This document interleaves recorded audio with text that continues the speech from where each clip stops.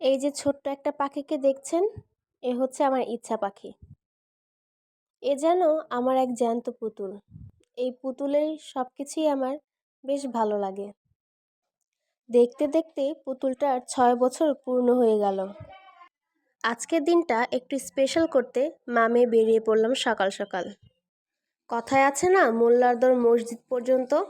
তাই আমরা বেশি দূরে না গিয়ে গিয়েছিলাম জাতীয় স্মৃতিসৌধে। সেখানে কিছুক্ষণ কাটিয়ে চলে এসেছি বাসায়। সন্ধ্যায় সবাই মিলে বেলুন দিয়ে ঘরটাকে একটু সাজানোর চেষ্টা করলাম। জন্মদিন উপলক্ষে আলাদা করে অন্য কাউকে বলা হয়নি। আমরা পরিবারের সবাই মিলে কেক কেটে ইচ্ছা পাখির জন্মদিনটা পালন করলাম। কেকটা আমি অর্ডার করেছিলাম আমুস কেক থেকে। কেকটার টেস্ট ছিল 10 to 10। আমুস কেকের ওনার শাকিলা আপু যেমন সুইট, ঠিক তেমনি তার তৈরি কেকের টেস্টও ছিল 10 to 10। এই যে ছোট্ট একটা পাখিকে দেখছেন, এ হচ্ছে আমার ইচ্ছা পাখি।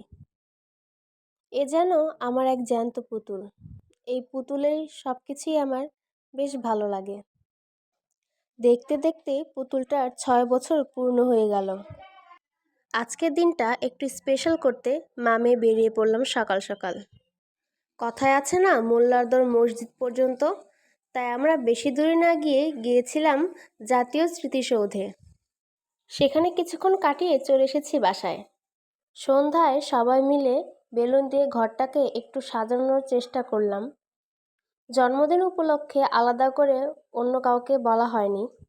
আমরা পরিবারের সবাই মিলে কেক কেটে ইচ্ছা পাখির জন্মদিনটা পালন করলাম। কেকটা আমি অর্ডার করেছিলাম আমুস কেক থেকে। কেকটার টেস্ট ছিল 10 to 10।